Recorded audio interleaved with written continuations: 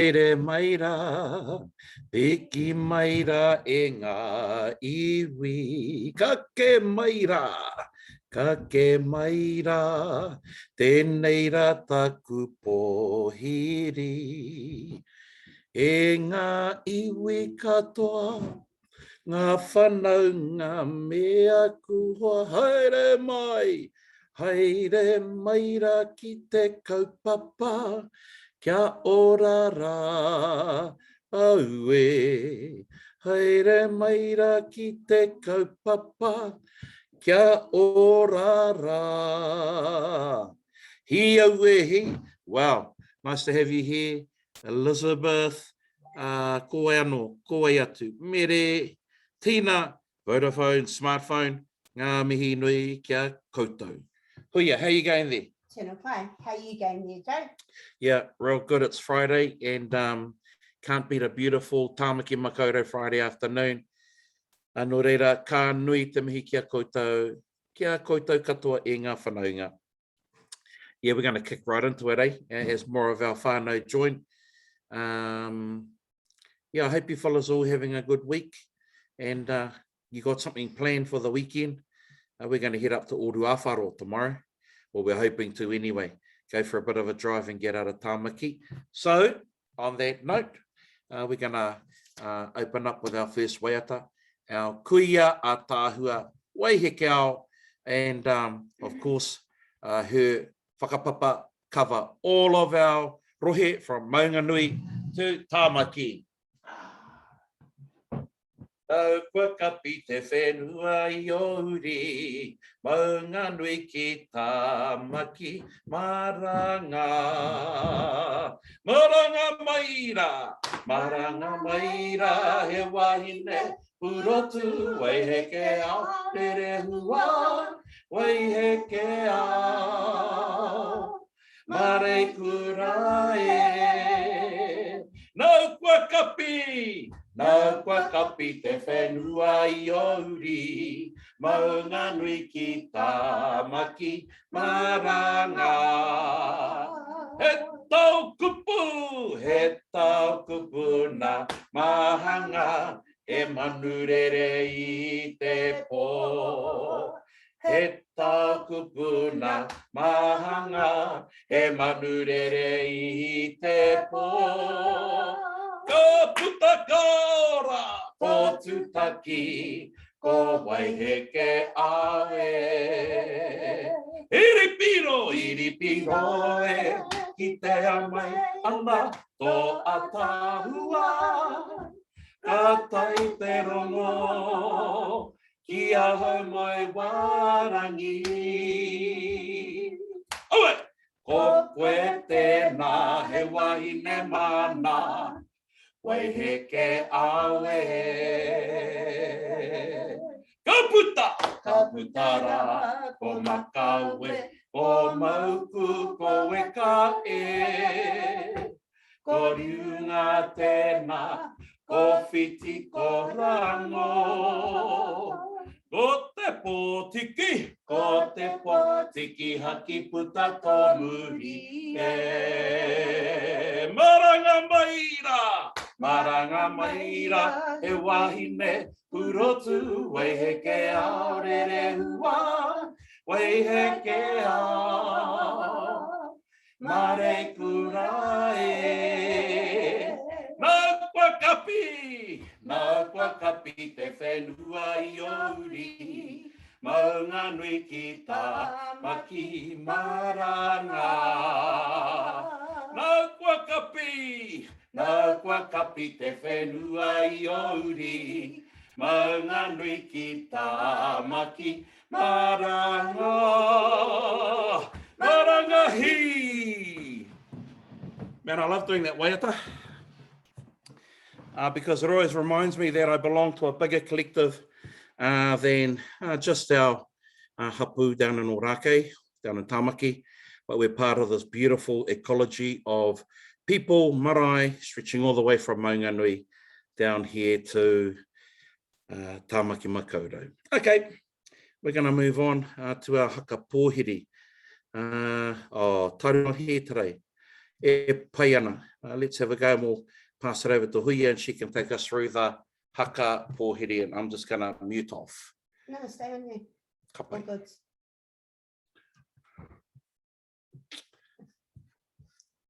Tēnā i ruia. Hui! Aue hea ha te hau e wawara mai rā. Au e ko ngā hau e whā, e wawara mai rā. Ki kawana ngatai. Ngaru ngaru ana I Waiata mata. Toi a mahuhu ki te rangi. Ngā waka ki uta kia ki te ai au, ki a rongo ai, I te kaupapa, I hora mai ai koe. Taka taka Hia, taka hia te whenua, I hara mai ai koe. I hara mai koe, ki runga o ngā tīwhatua, ki runga o tamaki. Here ngā waka, here ngā tangata e aue. e tu pohiri ngā iwi o te matu pakia. Ai aha tērā. Haere mai, Ai haere mai aue. haere mai. Ai haere mai aue tūnoa. Ngā maunga kōrero o te iwi kua ngāro. Tuku i te rangi. Tugua ki te whenua, ki taka parawhau e tūnei aue. E tu pohiri ngā iwi o te matu pakia. Ai aha tērā. Haere mai, Ai haere mai aue.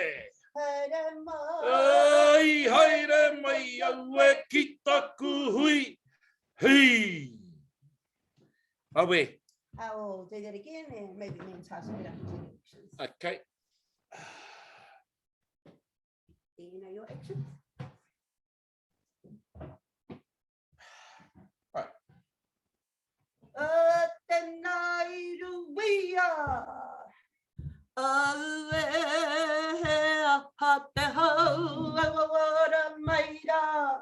Aue ko ngā hau e whā e wawara mai rā. Wawaki kawana ngatai. Ngaru ngaru ana I Waiata mata. Toi a mahuhu ki te rangi. Ngā waka ki uta kia ki te ai au, ki a rongo ai. I te kaupapa, I hara mai e koe. Taka taka Hia! taka ria te whenua. I hara mai e koe. I hara mai koe ki runga o ngati whatua. Ki runga o tamaki.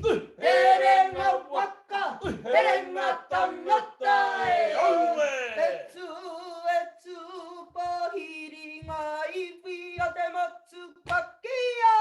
Ai aha tērā. Haere mai, Ai haere mai aue. haere mai. Ai haere mai aue tūnoa. Ngā maunga kōrero o te iwi kua ngaro. Tuku tuku i te rangi. Tugua ki te whenua, ki taka parawhau e tūnei aue. E tu pohiri ngā iwi o te matu pakia. Ai aha tērā. Haere mai, Ai haere mai aue. haere mai, haere mai, aue ki taku hui. Hi! E mihi ana.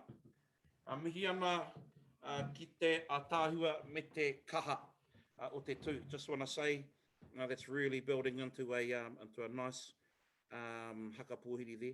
Gee, Mem, I'm jealous. You look like you got the best location out of everyone. It's sun shining through and it is Friday afternoon. So what a wonderful place to be on a Friday afternoon.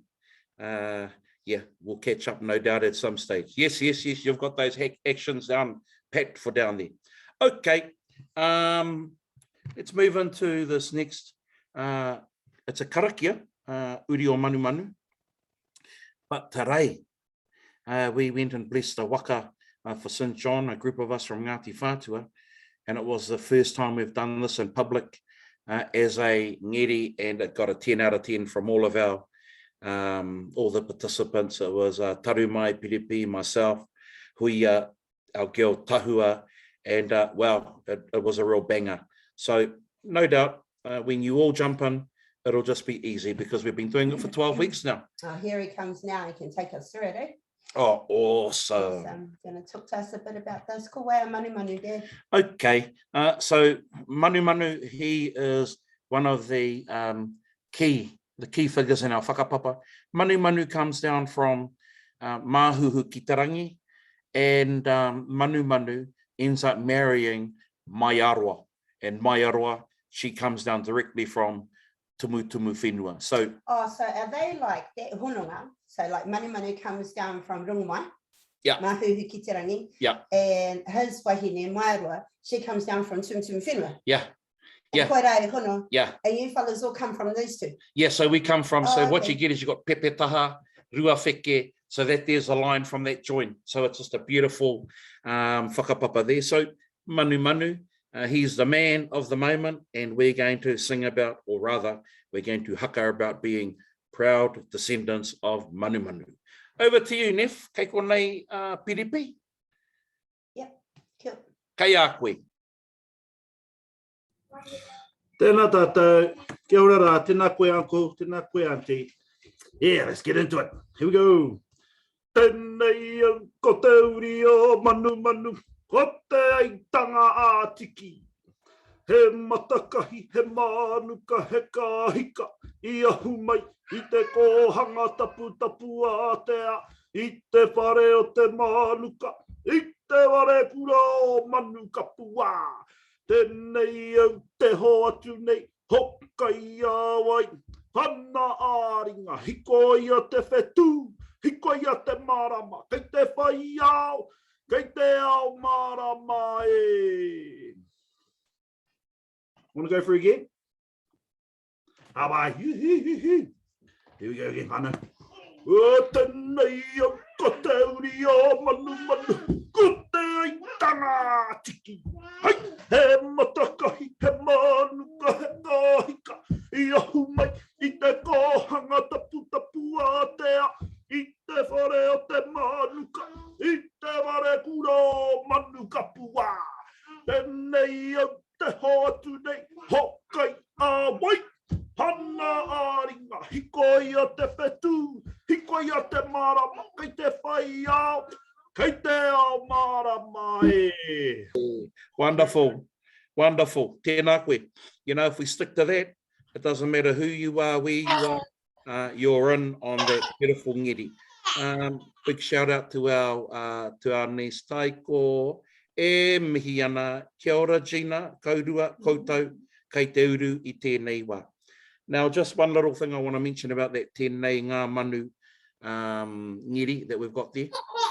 There's a line at the bottom there, and the line says, hiko ia te whetū, hiko ia te marama. Now, that was spoken by Te Kura last night in his kōrero, and those were the wonderful words by the mother of the great chef Tauhia. So her name is Ko Ieye. Can we all say Ko Ieye? Ko Ieye. Yeah, there's another beautiful mokopuna name, Ko Ieye. And she uttered those words, kei koau, kei te whetū, koau te marama. I am the stars, I am the moon. Ka pai? So wonderful to have those words coming through our different haka. Okay, well, let's get up and we're going to do a little bit of a Waiata ringa, that old favourite, te iwi kāinga. Ka pai? Ka putara ki te aho e, te iwi kāinga karanga mai, ki e nei uri o whātua e. Oh, pepe taha! Tu maira pepe taha rua wheke, ka putara, ko kahurau, ko waiheke aue. Karanga mai, te iwi kainga. Nau te po, iri o te rangi e. Au! Au e ha! Tā miro ai ngā here o te aroha e ka putara ki te aho e. Iwi kainga, hoi! Te iwi kainga, karanga mai, ki e nei uri o whātua e. Makawe, tu mai rā makawe, ko pāwhero, ka putara, ko hukatere, ko tuperiri e. Karanga mai, te iwi kainga, nau te po, hiri o te rangi e. Au e ha, tā miro ai ngā here o te aroha e ka putara ki te aho e. Ka putara ki te aho. Hori te aki a mau, hi au e hi. Oh. Yep. Never mind going to the gym or anything. You can lose a few pounds here. Just going through all our waiata. Ken kere oma? No mai, haere mai. Okay. Let's crack into a different tempo now. We're going to jump into that old karakia waiata tawhito whakatau. Pai.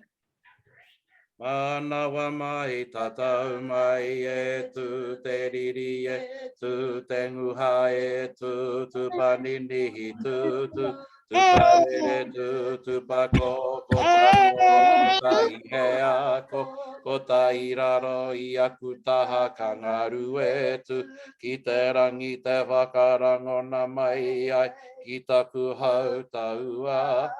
Papa te whatitiri runga te rangi kararapa te uira mai. Te rangi te whakarangona, te ati tupua, te ati tahito, te tupua horo nuku, te tupua horo rangi horoa. Utata kina te manuta, kina te po, ki raro tonga oi. Tā kina ki Hawaii, ki rongo te po, rongo te ao, te ue ariri, te ue anguha, te wai riri, whakahu me tamaki tōna whenua papakura, te tangi, ka mataku, kia ngaki a te mate o tu, whakararo tangi amu ki o, nā tua hine nunu I roroa a wai e kore e ta, te riri ko wakatau ana ke te toa e ngana ai te tangi a te wahine rukuhi a huka tapatu ki te tai hangai a ke koto na ihu tiro a ke koto na hoe oi. Heke iho I runga I ona ai tu kararapa ki te rangi mau o rongo kio te hono o whakatau he poke tahu atuku atu whakatau ki roto ki te whareto nā tino ka wakapunga were tu tarawa nanga te toa I tai nei he toa herere he ngaro ki roto te mati kuku te nei ahau e tupua te niho I te pou o te whare whakatau hiki ti ato tapu ai tu ana I waho meheka hui manu te rākau a whakatau he mu he a whatai pēnei tai wheneke whānaua oi. Yeah, wicked. You know, I don't know when we're going to have to, or when we're going to come to an end in terms of level 2, or going down to the orange light, but that's not far away. So I'd really like us to finish this Waiata off. So let's run through from he toa he rere 2 times, and then we'll go down and add 2 more lines, eh? How's that for a little bit of a plan? Ka pai. He toa he rere he ngaro ki roto te mati kuku tēnei ahau. E tupua te ni hoi te pou o te whare hokatau. Hiki tia tō tapu ai tu ana i waho me he kāhui. Manu te rākau a whakatau he mumu. He a whatai pēnei tai whene ke whanaua oi. Beautiful. One more time, and then we'll bring in 2 lines. He toa he rere he ngaro ki roto te mati kuku tēnei ahau. E tupua te ni hoi te pou o te whare whakatau. Hiki tia tō tapu ai tu ana i waho me he kāhui. Manu te rākau a whakatau he mumu he a whatai pe nei tai whene ke whānaua oi. Beautiful. Let's have a look at the next 2 lines, eh? And wow, we're right in that home straight. Oi kua maka we te ngaki ngā o te toto te ira mutu o tu te kahu. Beautiful. Let's try that 4 more times. Count it down. Oi kua maka we te ngaki ngā o te toto te ira mutu o tu te kahu. It's like water, eh? We're going to flow like water. We've tried not to create too many fish hooks in here. So flow like water, but pick up the nuances. Oi kua maka we te ngaki ngā o te toto te ira mutu o tu te kahu. 2 more. Oi kua maka we te ngaki ngā o te toto te ira mutu o tu te kahu. Beautiful. Last one. Oi kua maka we te ngaki ngā o te toto te ira mutu o tu te kahu. Beautiful. Let's add on the next line. Eh? Have a listen or have a join in. Oi kua maka we te ngaki ngā o te toto te ira mutu o tu te kahu. Nau mai e waha i taku tua ka whanota ua ki tō matua. Nau mai e waha i taku tua ka whanota ua ki tō matua. You know, when you see those macrons on top, generally there's a nice little bit of a natural drag there. And so it aligns with whakahua, the actual enunciating. So where you see a macron, generally there's a little bit of a drag. Let's join those 2 lines together. Oh, one more from no mai. Nau mai e waha i taku tua ka whanota ua ki tō matua. Ka pai, let's join those 2 together. Oi kua maka we te ngaki ngā o te toto te ira mutu o tu te kahu. Nau mai e waha i taku tua ka whanota ua ki tō matua. You ain't going to find a longer Waiata in Ngāti Whātua than this one. Hey, so yeah, she's a goodie. Here we go. One more time.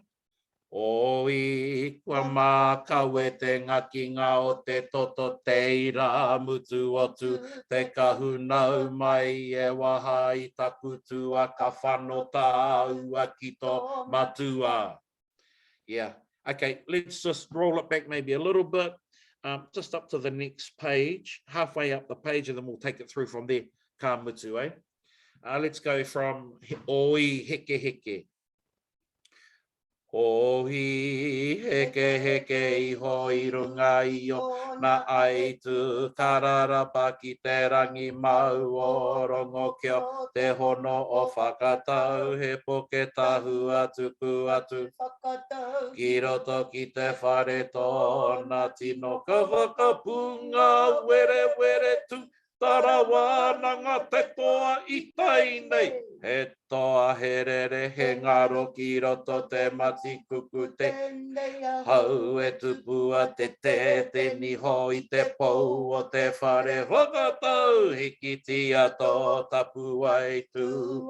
I waho me he kāhui manu te rākau a whakatau. He mumu he a whatai pēnei tai. Wheneke whānaua o i kua ma. Kau e te ngaki ngā o te toto te ira mutu o tu. Te kahunau mai e waha i taku tua ka whanota ua ki tō matua. Mai te paki mai. Ai. Yeah, okay. So when we get to the end of this page, that's the end of the karakia, and we're going to do a little bit of a hoopla and a dance. So there you have it. Let's get off. Far, mate. It's like 5.5 lines there, and one of those lines is Haro Mai Tuki. Yeah, and it's actually the last drag out is really, really easy. So raise the roof, ka pai, hapai tia, hiki tia te tuanui o te whare. Beautiful. That's manawa.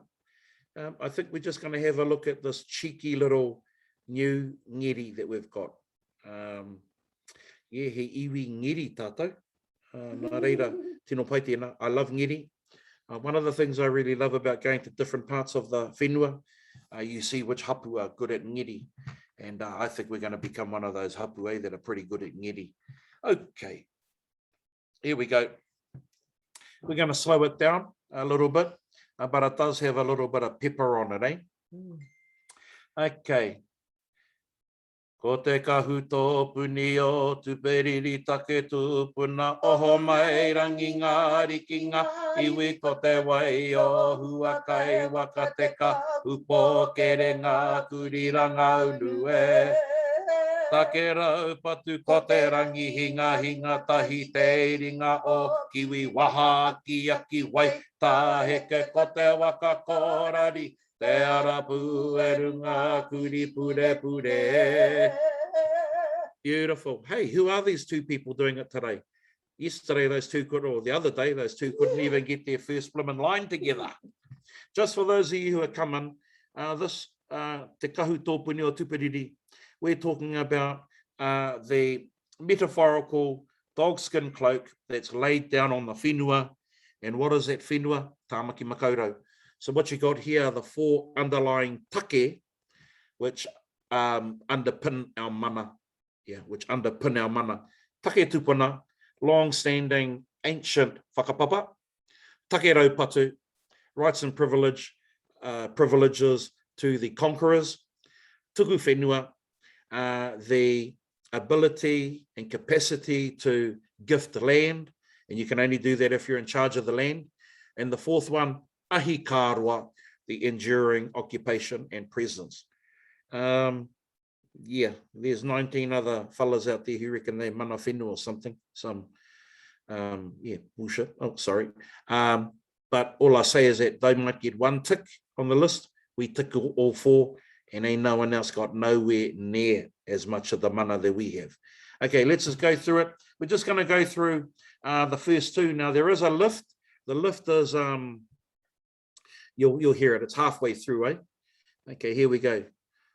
Ko te kahoot puni o tuperiri take tūpuna, oho mai rangi ngāri ki ngā iwi ko te wai o huakai waka te kahupo kere ngā kuriranga unue. E take rau patu ko te rangi hinga tahi te iringa o kiwi waha ki aki wai taheke ko te waka korari te arapu e runga kuriranga ngā kuri pure pure give yourself a slap. Okay. Okay, 20 seconds on each one.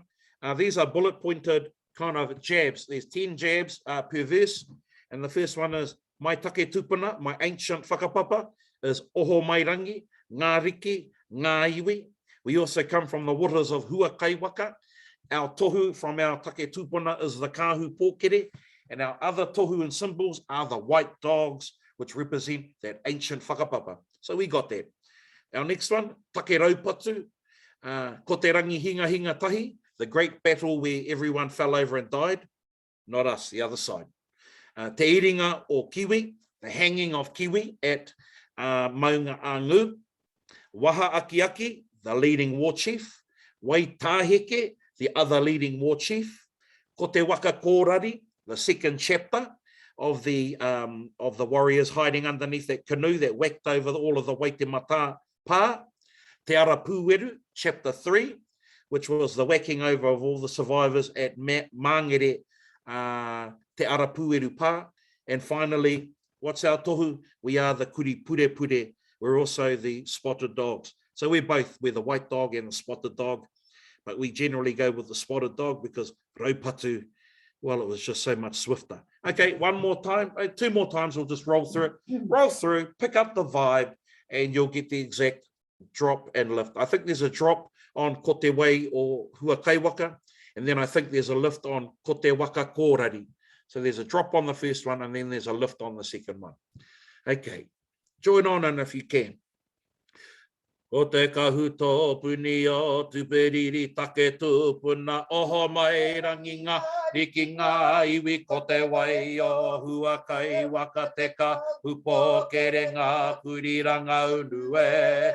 E take rau patu ko te rangi hinga hinga tahi te iringa o kiwi waha aki aki waita heke ko te waka kōrari. Te ara pūeru ngā kuri pure pure.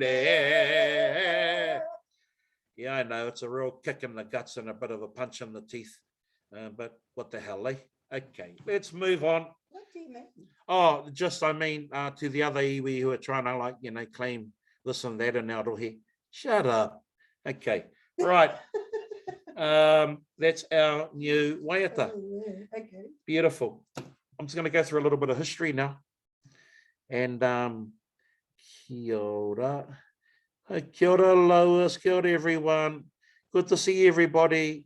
Bene, kia ora, kia ora, kia ora. Okay. What the hell am I doing? I'm going through our history. Yeah. Okay, I just had a little moment there. I had a little bit of a moment. I am 52. So yeah. Kia manawa nui, kia manawa nui. Our kōrero today is actually related to our little Waiata we just did. And of course, we're talking about, well, why the hell did Te Tāu and Kaipara invade Tāmaki? I mean, why did we invade? Didn't have to. We were happy up in the Kaipara. We were happy doing our thing up there, but something sparked it. And the spark that led to the fire, that led to burning down the whole empire of Waiohua was this. It came down to the funeral of Tumupakihi. And so Tumupakihi was the big chief of Te Tāu, and he lived at a place called Waituoro. So, you know, Parakai hot pools. When you go to Parakai hot pools, instead of carrying straight onto the pools after you get to the roundabout, well, you go toward the hot pools, but you turn left and go up Fordyce Road. And there's a pā right up the end of Fordyce Road, and the name of that pā is Waituoro. Yeah, can we all say Waituoro? Waituoro. Yeah, ka pai wai wota tuoro. Tuoro is a kind of eel. No doubt the biggest eels in the whole of Aotearoa, because Ngāti Whātua got the biggest eels. So Waituoro are the water of the large eels. Now, Waituoro is the name of the pā. Waituoro is the pā that belonged to Tumupakihi, and that's where Tumupakihi was lying in state when Kiwi Tāmaki and his Waiohua warriors came up to pay their respects, or so we thought. And so the story goes is that once Kiwi and them were inside the pā at Waituoro, their warriors, the Waiohua warriors, actually grabbed their weapons and went about killing everybody in the pā. Not everybody, some did escape. But it was enough of an incident to create a lot of anger and a want of revenge. And so it was to really, I mean, look, the reason why Kiwi made that or did that kind of, did that thing up in Waituoro was because he was wanting to avenge all of the losses that waiohua and ngāiwi had suffered from our people in the past. He was wanting to balance up the old balance sheet, eh? And so that's pretty much the reason why Kiwi Tāmaki took that opportunity to hit our people while they were in the middle of a tangihanga at Waituoro. And so there were a number of survivors, and one of them was Tuperiri, another one was Waha-Akiaki. Then you had Tuperiri's sister Tahatahi and others who got out of the pā at Waituoro, and they made their way down the valley to where the river is, crossing the river, and then they made it to the other Te Tāu pā, Te Mākiri, which is right in town in Helensville. And it's at Te Mākiri that you had the that exchange of words between Kiwi and Waha-Akiaki, you know, Kiwi. Tomorrow, bro, your bone's going to be hanging from my tree up on Kaiarero, on top of Maunga Kie. And then you get Waha-Akiaki calling out, whatever, bro, your bones are going to be hanging from on top of that tree, on top of Maunga Ngū up there. So yeah, that was an exchange that they had. Unfortunately though, Tuperiri's sister didn't make it. She got caught halfway across at a place called Mimihanui. And so Tahatahi dies there at Mimihanui. In terms of the first chapter, of revenge, and it was just a revenge. There wasn't any conquering Tāmaki. They just wanted to go down and get revenge. It was Waha-Akiaki and Waiata who led that first assault. And it was basically at the Manukau where they had their big battle, Te Rangi Hinga Tahi, where everybody died. Not us, all of them, they all died. And so Kiwi, he was killed there, and true to their word, true to the word of Waha-Akiaki, and true to the word of those who are following the revenge, they finally got Kiwi and they hung his body at Maunga Angu. Ka pai. So that there is pretty much our nice little historic story. And all of these opportunities that we just get to lock them down and to bring those stories into our thinking. Ka pai. Okay, we're going to go into our next waiata. Hang on. And our waiata is Hiwi One Pū. And as you remember, this is about you sitting in those beautiful, warm sands at Tā Porapora, down where our waka landed at Manukapua. And so while your butt is getting warm by the beautiful sands, you're looking out toward the Kaipara Heads, and out to the north there, we've got Pauto, and to the south there, we've got South Head, and behind us, we've got O Kahukura, and right up the channel, to your right, up the Wairoa River, you can see all the way up to Tūtāmoe, and when you turn left, you can nearly see the top of a teko at Orake Marae. Yeah, if you look hard enough, you can see the teko of Rongomai. So that's what we're talking about. We're sitting there at Tā Porapora, doing a mihi and acknowledging all these key points. Kia ora. I te hiwi o ne pū i tā pora he unga tapu no te waka o whakatau korongo mai ki te wai he a ki ngā tai e kai tauhara ngā rua I puta ai te kōrero ka tai anō te iwi kai rarawa e Matai ake ki tangaroa whakamana e moe e hau e I te moe ngā whakarewa ka marama te atatu ake atu rā ko wai o nui ko ngitu ko manunu tahi ko te kawawe Weha pēnei ki manu kapua, kai tawhiti, ko tūta moe ki te rangi, ko nganaya ki raro e, kai taku, tuako o ka hukura, ko kiki tangia, ko atua nui e, kia rapu noa i te kaka nui a paneira, kia pa te ihu kia poko poko e. He haere ngā rua tō tata popo. Oh, ai. Ka ako e nei kutu, I promise, me te rangi I tēnei wikina. Ka rite mai a huia. Me he mea kāri konei atari mai te koke whakamua me tēnei wharangi a te rawaki. Are we able to go through that again from the top? Yep.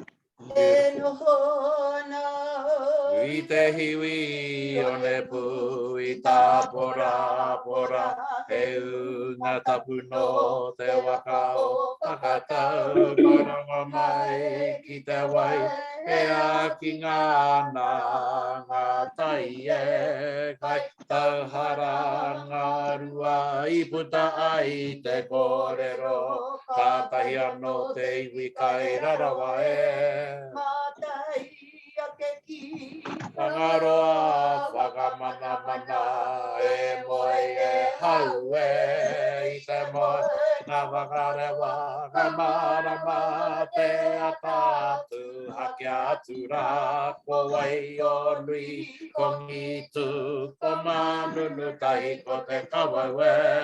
Wai hape mai ki Manu kapua, kai tawhiti, ko tūta moe ki te rangi, ko nganaya ki raro e, kai taku, tuako, ka hukura, ko kiki, tangia, ko atua nui e, kia rapu noa I te, ngā nui a paneira, kia pate, kia poko. Koko e Oh, much excited for what's to come with that Waiata, but now even more excited.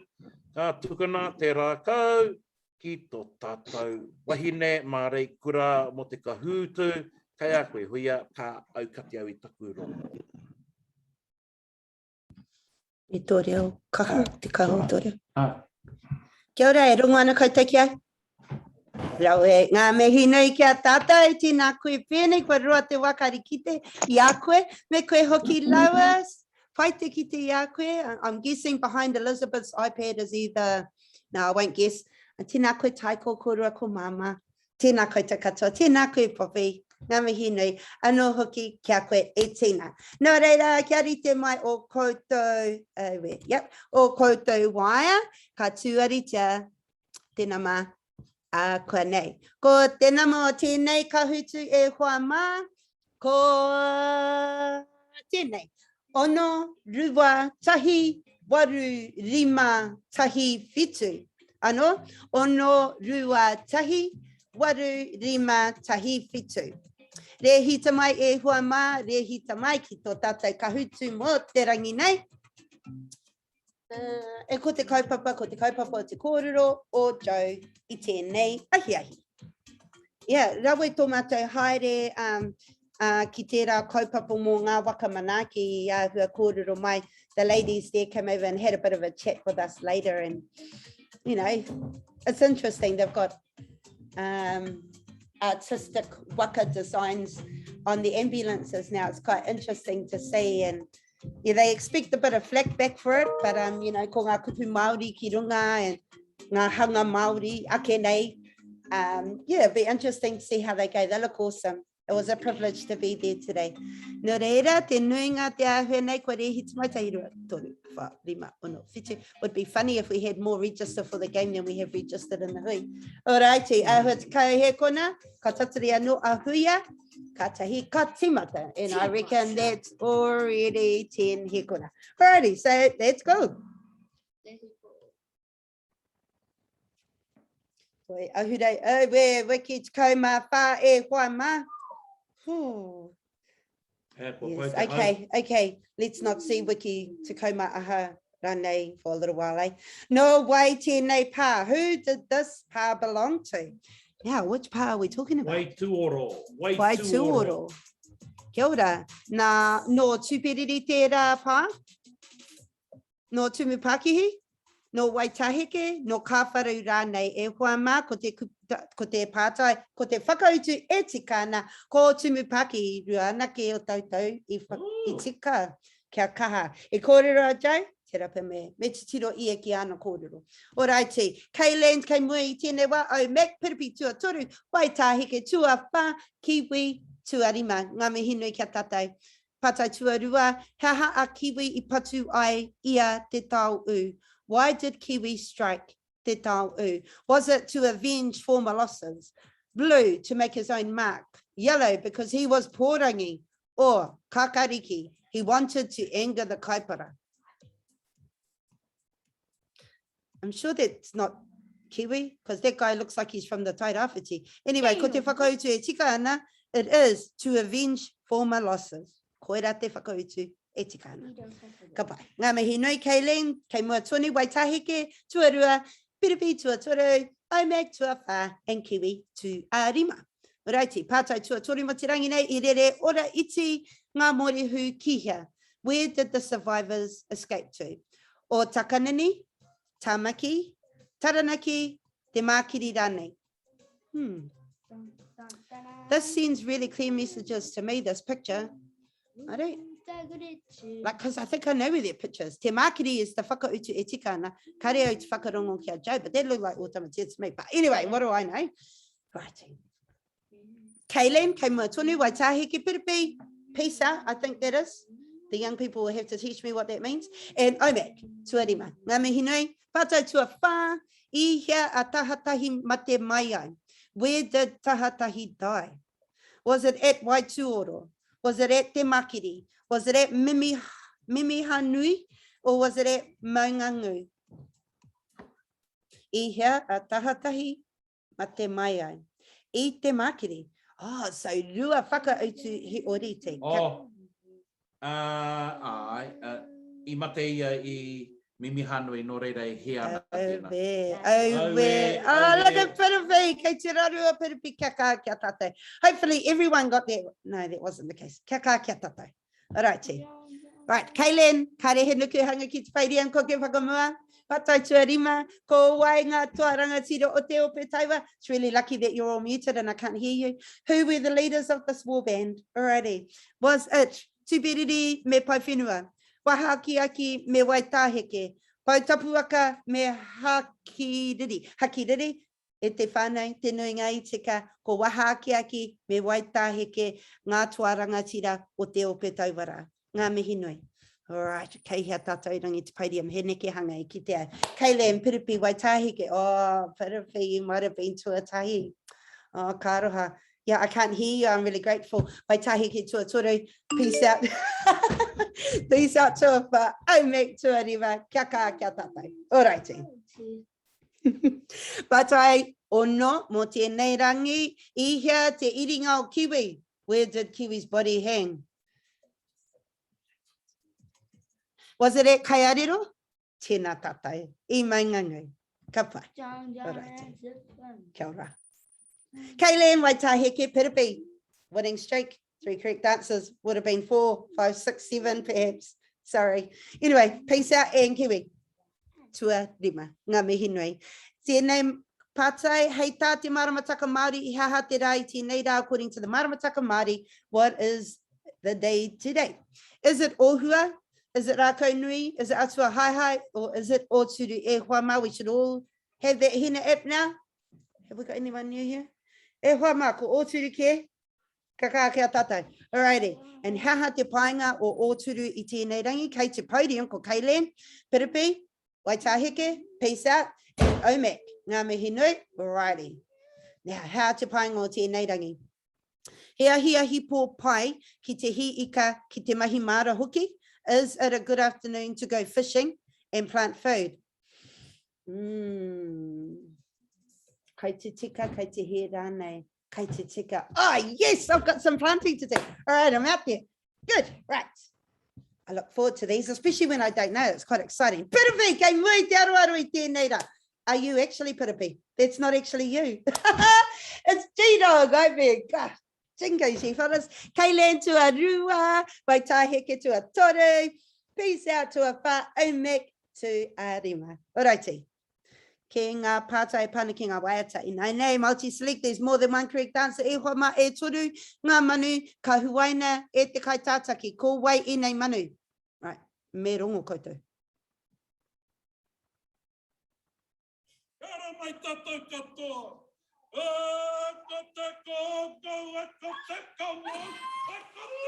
And okay.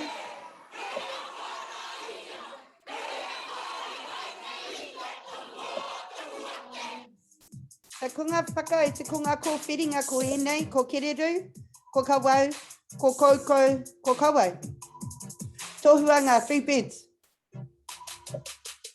Let's say the green one is Kiwi.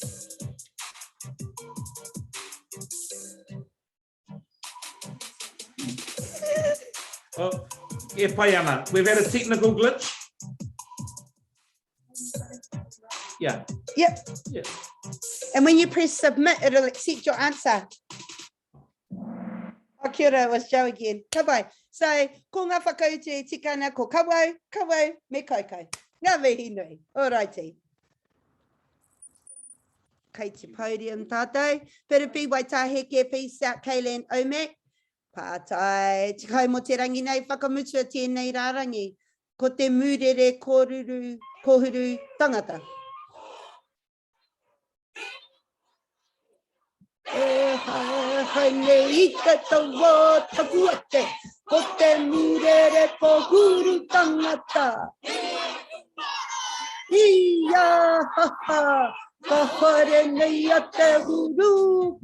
Right, no reira.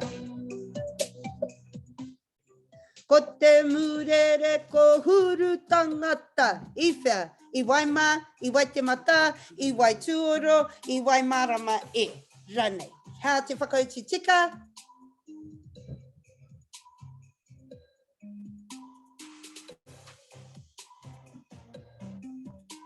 Ah, yeah.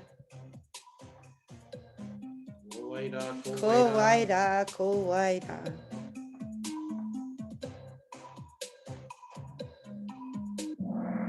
Kia ora.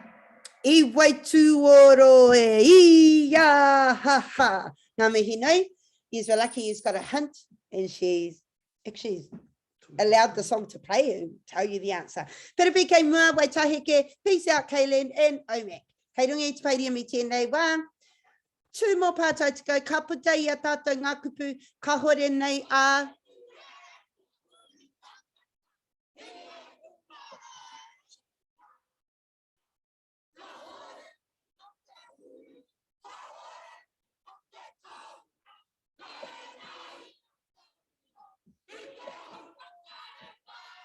Poki poki, kai mata pokere ana te ka pai tina koutou.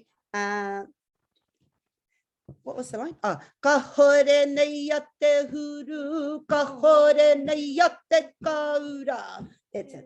Ah, yeah, we should have a rage on that one next week. I really enjoyed that Waiata. All right. Piripi, I met Kayleen I panone. Atu I tērā kei te orite. Pātai whakamutinga mo tēnei rangi, ko tēnei. Hea te momo hau e kōrero nei tātou I te mutinga o te Waiata? What kind of wind were we describing?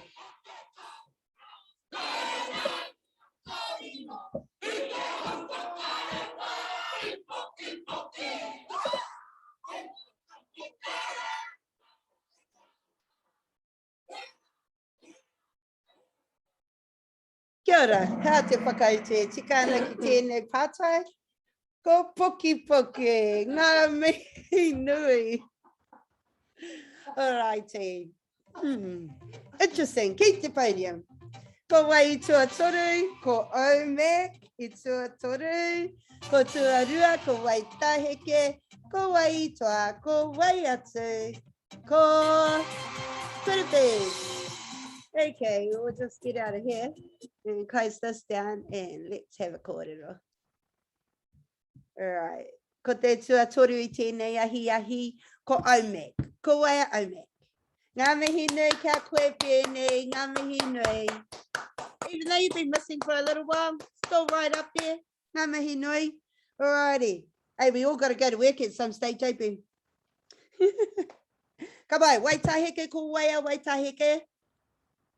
Kei tō taha. Kei taku taha. Tēnā koe. Mauri tū, waitaheke, tino toa. You know, gosh, I've learnt so much, honestly, over these 14 weeks. I was, because we've got a Waiata aringa that talks about waitaheke as well, that we've been creating. So I was creating all these actions and I thought it was a beautiful wahine. I didn't even know it was a tani. So patua au I a hau anō, he tino toa, a waitaheke, no reira, tēnā tata katoa. E tuatahi ko perepe, paki paki ngia a taiko. Hey, ngā mihi nei kia koe taiko. Ko perepe koe ne, Gina? Yeah. Kare kore. Ori, o ti rā ngā mihi nui kia tata I whai wā. Wahi mai kia tata kia toe ahurei I tēnei rangi. Ka koke tonu tata I roto I ngā mahi. Ka ako tonu I ngā waiata hou. He heki wairua tonu te kaupapa I nei āhuatanga. Although I really love still learning myself and solidifying rangi and kupu in my head. So this is beneficial for us as well. Ngā mihi nui. Have a great weekend, everybody. Me haumaru koutou. He pānui au, ne? Carl, he pānui au, Dad? No, just saying, carry on, because the proof will be in the pudding when we actually have to go to the marae and do these waiata, and guess what? Yeah, you'll be right in the running, eh? Bobby, everyone, you're front row, brother. You Oops. are front row. Keep moving that mouth, Bobby. In there, in there. Okay, have a great Ngā weekend. mihi nui, aroha nui kia koutou. Hei te rahi.